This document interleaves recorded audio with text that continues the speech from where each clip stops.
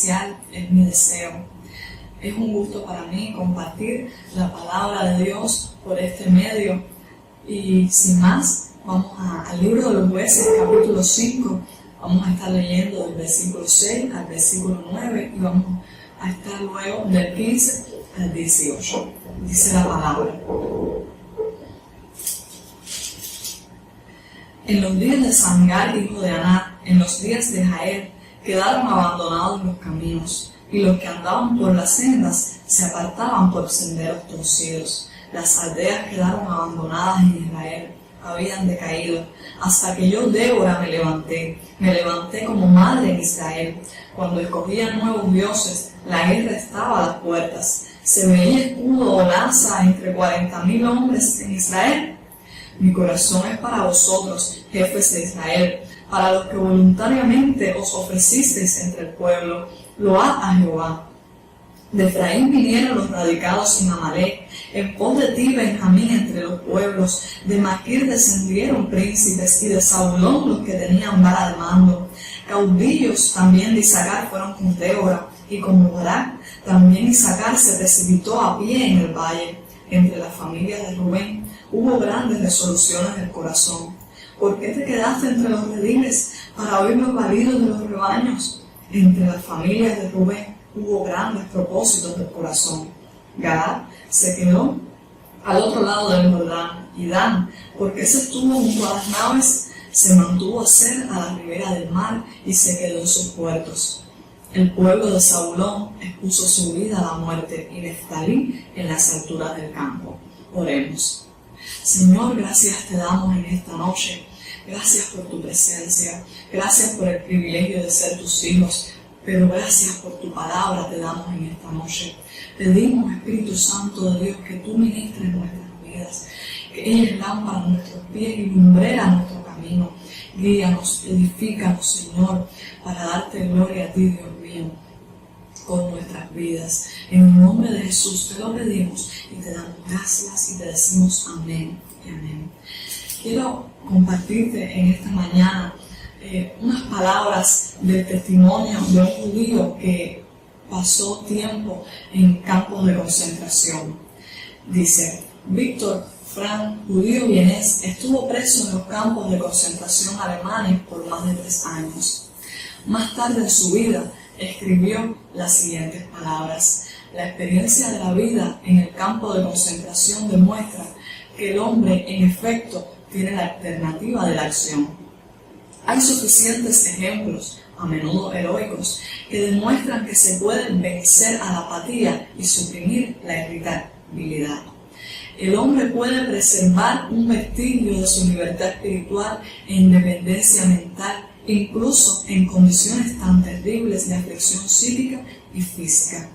Los que vivimos en campos de concentración podemos recordar a los hombres que caminaban por las chozas, consolando a los demás, regalando su último pedazo de pan. Tal vez hayan sido pocos en número, pero ofrecen prueba suficiente de que a un hombre se le puede quitar todo, excepto una última cosa: elegir qué actitud asumirá en una situación determinada, elegir de qué manera conducirse. Y hoy estaremos hablando sobre la actitud, sí, la actitud, la manera en que las personas deciden estar dispuestas a comportarse u obrar ante la vida, ante las circunstancias que surgen en esta vida.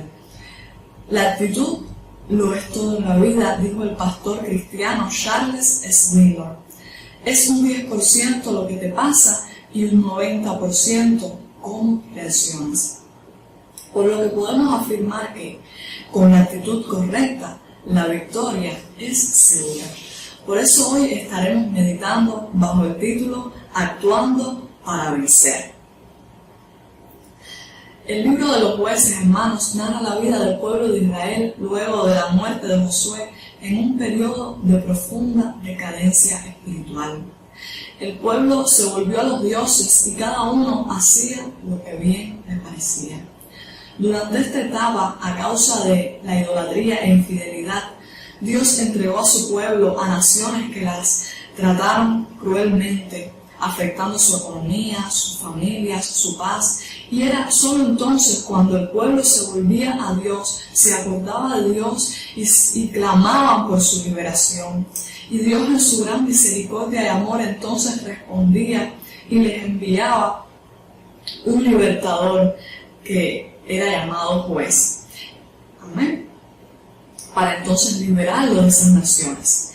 Pero en esta noche vamos a estar refiriéndonos a una etapa específica, en la cual una vez más el pueblo de Israel se vuelve a los dioses falsos, abandonando a Dios. Y Dios les entrega a Jabín, rey de Canaán, el cual los trató despiadadamente durante 20 años, hasta que el pueblo decidió clamar a Dios y Dios levantó a Débora como mujer, la levantó y a Barak para liberarles. El capítulo 4 nos narra entonces este enfrentamiento entre el pueblo de Dios y Sísara, el capitán del ejército enemigo, y nos narra la victoria. Pero el capítulo 5, como muchos de ustedes tal vez ya han estudiado, nos narra el cántico de Débora y Barak luego de la victoria obtenida, donde esta mujer reconoce el protagonismo de Dios en esta batalla, pero también hace notar la actitud de las tribus de Israel en el enfrentamiento. Actitud que, por cierto, no fue pareja para todas las tribus. Y en la actualidad, el pueblo de Dios enfrenta a un enemigo común, y son muchas las batallas que día a día se presentan ante la iglesia. Este enemigo lanza ataques en cada área de la vida del pueblo de Dios: la familia, nuestra familia, la economía, la santidad, nuestra comunión con Dios, la unidad y otras. ¿Qué actitud asumirás tú? Pues en esta noche quiero invitarte a descubrir dos secretos que te conducirán a vencer al enemigo y obtener la victoria. Y el primer secreto es el secreto de la acción. Y cuán importante es conocer que conocer la necesidad no basta. Dicen los versículos de 6 al 9. En la época de Samgar y de Jael eran muy peligrosos los caminos. La gente andaba por veredas angostas, los campesinos no podían cultivar sus tierras. Entonces yo, Débora, me levanté para defender a Israel como defiende una madre a sus hijos. Dios mío, cuando nos enviaste a la guerra por haber adorado a otros dioses, de entre 40,000 soldados no se levantó ningún valiente. Te doy gracias, Dios mío, y felicito a los jefes de Israel, a los pocos valientes que se ofrecieron a luchar. Débora, en su cántico, hace memoria de los resultados de la condición pecaminosa del pueblo. Los propios campesinos no podían trabajar, no podían cultivar sus tierras por el grande asedio del enemigo. Y en estas condiciones, durante 20 largos años, no hubo un hombre en Israel que se levantara para hacer frente al enemigo. Y en esos tiempos, donde la mujer no era reconocida, donde la mujer no tenía decisión, no tenía voz en las decisiones de su familia, mucho menos las tendría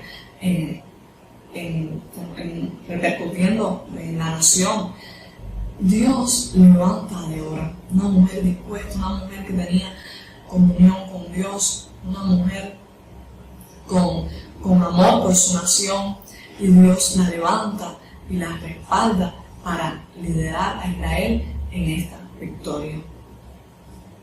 Pero podemos preguntarnos, ¿acaso los hombres de Israel no estaban sufriendo, como Débora, el asedio del enemigo? Su familia no estaba padeciendo hambre, porque si no se podían trabajar los cultivos, entonces significaba que la economía, el alimento del pueblo estaba escaso. ¿Y no estaban acaso los hombres de Israel sufriendo todo este asedio del enemigo? Podemos estar seguros que sí. Pero, ¿qué sucede? Ellos conocían la necesidad, pero ninguno decidió actuar ni levantarse a pelear hasta que Débora se dispuso y el Señor la respaldó. Han pasado los años y hoy vemos dentro del pueblo de Dios creyentes que se manifiestan de esta manera.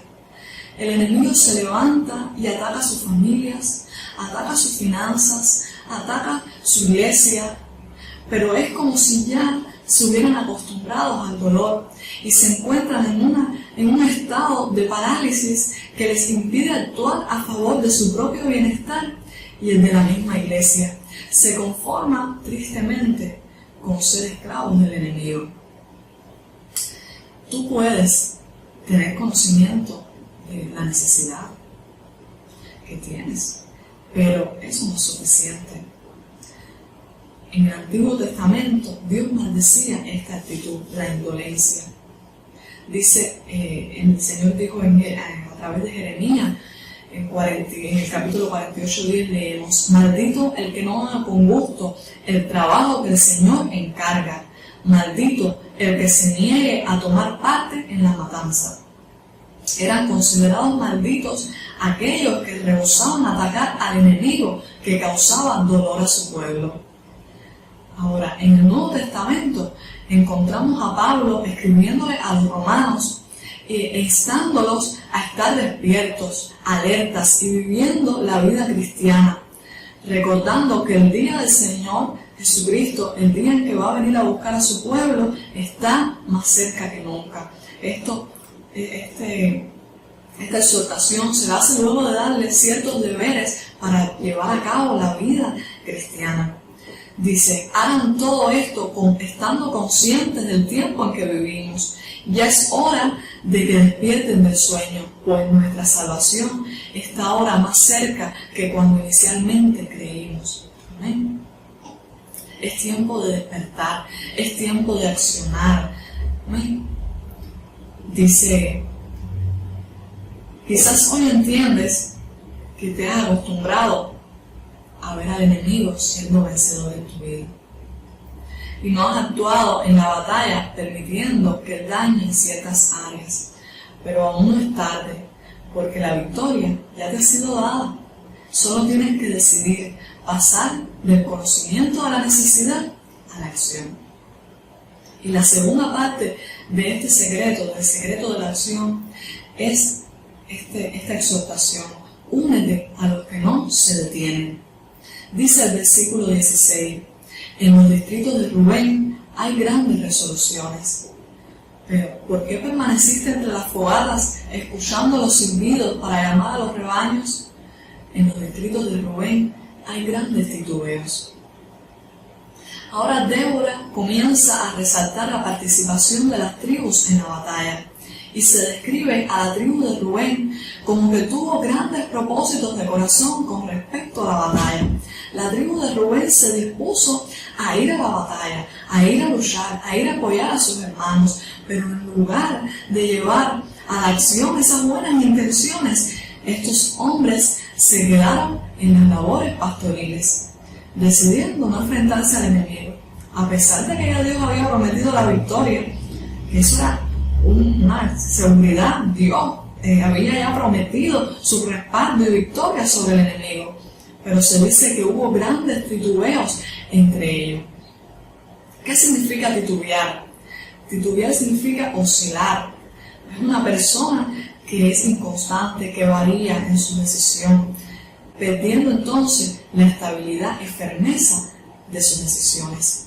Esta fue la actitud de los hombres de la tribu de Rubén. Ellos en un primer momento decidieron y firmemente decidieron ir a la guerra, pero luego titubearon y esto les impidió llevar a cabo lo que se habían propuesto en su corazón.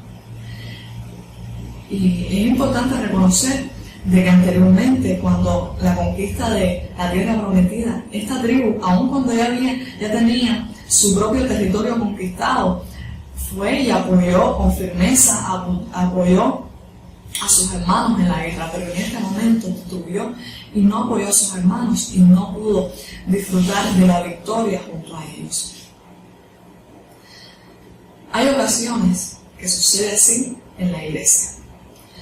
Hay un grupo de creyentes hoy en día que siempre tienen buenas intenciones, que ven la necesidad en sus casas, en la iglesia, en la nación, y cuando se levantan Débora y Barak, es decir, nuestros pastores, líderes, y se planifican tiempos de oración, tiempos de vigilia por la familia, por la nación, talleres de capacitación para darles herramientas y estrategias para vencer al enemigo, ¿cuál es su actitud? En un primer momento dicen, ahí voy a estar, voy a acudir a ese tiempo de oración porque lo necesito, mi familia está atravesando una crisis grande, el matrimonio de mi hija, mi familia, la relación está siendo afectada, mi nación, hay que clamar por la nación. Pero eso es un primer momento. Luego se retractan porque aparecen las actividades cotidianas de la vida y no obran conforme a lo que se propusieron en su corazón. Y con esta actitud se ubican en una posición más lejana a la victoria en esas áreas que han sido dañadas y que están siendo atacadas por el enemigo. Por eso, en esta noche es mi exhortación: únete a los que no se detienen, no titubees, no permitas que la duda te detenga, sé de los que se proponen en su corazón vencer y con constancia actúan hasta lograr el triunfo. El segundo secreto es el secreto de la responsabilidad. Es importante que intercambies el orden de tus prioridades. Dice el versículo 17: Gadá se quedó al otro lado del Jordán, y Dan, ¿por qué se estuvo junto a las naves? Se mantuvo a ser a la ribera del mar y se quedó en sus puertos. Ahora en este momento del cántico se mencionan a otras 3 tribus que tampoco se presentaron a la batalla. Y estas no tenían excusas para no hacerlo. Gad vivía del otro lado del Jordán, pero cuando se lee este pasaje, podemos apreciar de que a pesar de que él vivía del otro lado del mar, se esperaba que él estuviera presente en la batalla apoyando a sus hermanos. Dan y Aser sí estaban más cerca del lugar del enfrentamiento, pero sus prioridades parece ser que eran otras. Tal vez su economía, su comodidad eran más importantes que el llamado de Dios y del llamado de los líderes en ese momento, de pelear junto a sus hermanos para vencer al enemigo. Y creo que también sucede algo, es que a veces nos cuesta empatizar con el dolor ajeno cuando no lo estamos sintiendo, sufriendo en carne propia, y mucho más cuando sabemos que otros ya están peleando. Es como que nos acomodamos y decimos, ya ellos están peleando, ellos no necesitan de mi ayuda. Algunos hoy en día, por ejemplo, con respecto a este tema de la pandemia, suelen pensar que la función de orar, de ir a la batalla, en el caso, por ejemplo, de orar por la iglesia, para que la iglesia esta sea guardada, para que no sea ante las tentaciones, para que se crezca en medio de las dificultades que vivimos y no sea perezosa, es una función solo de Débora y Barak. Me refiero a que estas personas, este grupo de personas piensan de que la función de clamar y de interceder por su iglesia es solo de los pastores, es solo de los obreros a tiempo completo, o es solo de esas ancianas que son parte del grupo de intercesión. Pero ellos dicen, yo estoy ocupado, estoy demasiado ocupado con mis cosas, yo estoy orando, tengo que orar por mis necesidades y tengo que suplir mis propias necesidades. Al final, yo estoy segura que mi pastor está intercediendo por la iglesia. Y no nos damos cuenta que nuestros pastores siempre están en el campo de batalla, siempre. Y necesitan el apoyo de la iglesia, necesitan que como Débora y Barak puedan mirar a su lado y puedan decir, no estoy solo, puedan ver a su pueblo que está respaldándolo, que está apoyándolo en la batalla que enfrentamos en este proceso. Que puedan ver al pueblo apoyándolo para obtener la victoria. Te pregunto en esta noche, ¿qué está ocupando el primer lugar en tu corazón en medio de esta batalla que vivimos? Bueno, tal vez hoy entiendes que además de orar por tus propias necesidades, por las peticiones personales tuyas, Dios te llama a hacer prioridad, por ejemplo, a orar por tu nación, a orar por tu gobierno, como prioridades en tu vida, ya que al hacerlo será tu paz. Dios, en el libro de Jeremías, dice: y procurad la paz de la ciudad a la cual os hice transportar, y rogar por ella a Jehová, porque en su paz tendréis vosotros paz. Gloria a Dios. ¿Puedes entenderlo? Hagamos prioridad. Intercambiemos las prioridades en nuestras vidas. Puede ser que Dios te haya bendecido en este tiempo, que no has tenido necesidad de padecer, necesidad, por ejemplo, con respecto a la escasez de alimentos, pero tal vez si miras a tu alrededor, puedes ser parte de la victoria de Dios para su pueblo, buscando bendecir a otros que sí les está siendo difícil la obtención de los alimentos. Pon en orden tus prioridades, es el llamado de Dios en esta noche, y decide hoy ser parte activa de la victoria de Dios para su pueblo. Comprométete con la verdadera necesidad, es la segunda parte de este consejo. Comprométete con la verdadera necesidad. Dice en los versículos 14 y 18: de Efraín vinieron los que habitaban en Amalec, en pos de ti, Benjamín, entre tus pueblos. De Maquir descendieron príncipes, y de Zabulón los que tenían vara de mando. También los caudillos de Isaacar fueron con Débora, así como Barak. También Isaacar se precipitó a pie en el valle.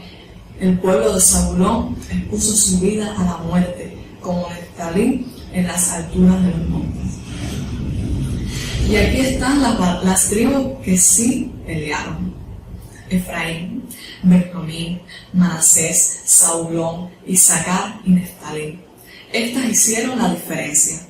Ellas vieron la necesidad de ir a pelear contra Sísara, y su compromiso de amor con Dios, con sus líderes y su nación, les llevó a estar en el campo de batalla y a estar dispuestos hasta entregar su vida por tal de obtener la victoria sobre el enemigo, por tal de que el enemigo no estuviera asediando, ni tratando cruelmente, ni atacando más las familias y la economía y la estabilidad de su nación y su familia. Y estos son los que se comprometen con la necesidad. Son aquellos que no faltan a un tiempo de intercesión. Son aquellos que, a pesar de no poderse congregar durante todo este tiempo, todos estos meses, nada les ha impedido día tras día doblar sus rodillas y pelear en oración, luchando la victoria sobre Cuba y el mundo en medio de lo que se está viviendo. Estos son aquellos que no han dejado de llamar a sus hermanos para ver cómo están de salud, para ver si tienen alguna necesidad, y si ha estado a su alcance, además de orar, se han dispuesto a ayudar y bendecirlos. Es gracias a esos hermanos que los pastores pueden mirar a su alrededor y decir: no estamos solos. Gloria a Dios. Y cuando vamos a la palabra, cuando vamos a la iglesia primitiva, podemos ver que ésta apoyó a sus líderes en medio de los ataques del enemigo. Hechos 12:5 nos dice: así que Pedro estaba custodiado en la cárcel, pero la iglesia hacía sin cesar oración a Dios por él. Amén.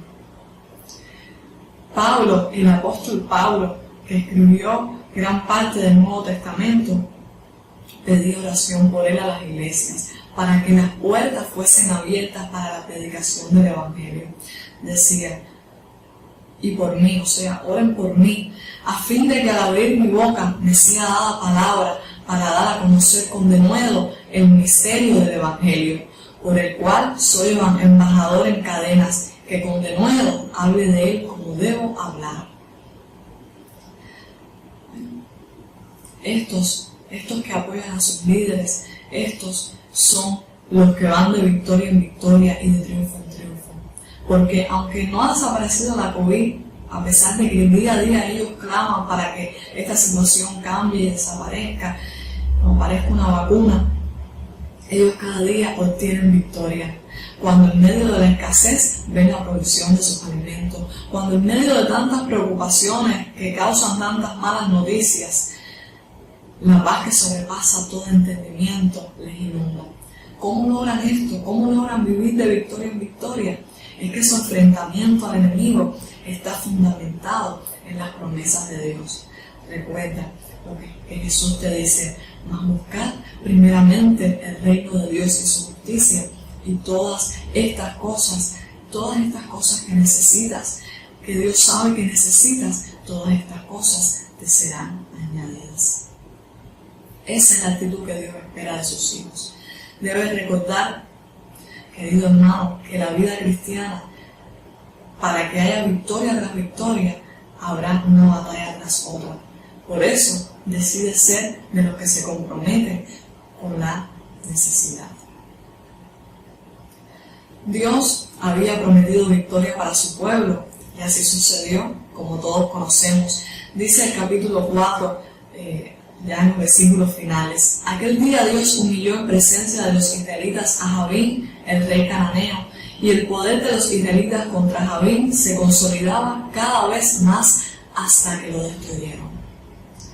Pero esta victoria que Dios había prometido fue lograda, fue llevada a cabo con éxito, porque hubo un grupo de hombres que luchó por ver esa victoria hecha realidad.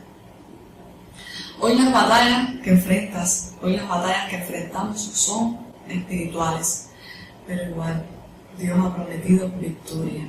El apóstol Juan decía: mas gracias sean dadas a Dios que nos da la victoria por medio de nuestro Señor Jesucristo. Pero si queremos vencer, debemos actuar. El famoso jugador de baloncesto Michael Jordan dijo: algunas personas quieren que algo ocurra, otras personas sueñan con lo que pasará, mientras otras hacen que suceda.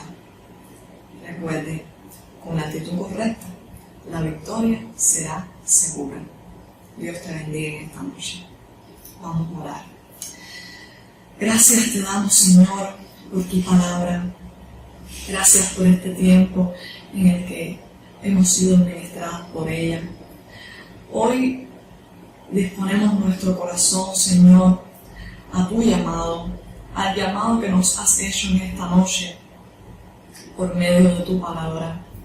Oh Dios mío, hoy respondemos tu llamado, Señor, de despertar, de dejar el sueño, Dios mío, y actuar. Hoy nos disponemos, Dios, a clamar, Señor, a clamar por nuestra nación, a clamar por nuestros pastores, a clamar por la condición, Dios mío, por las circunstancias tan difíciles que nos encontramos viviendo en este momento.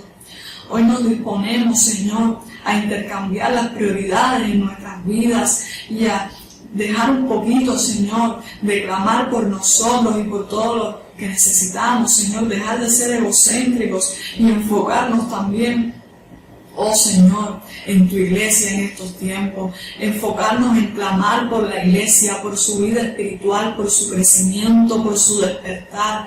Hoy, Señor, nos disponemos a clamar, Padre. Oh Señor, ayúdanos, Espíritu Santo de Dios, a poner tu palabra por obra.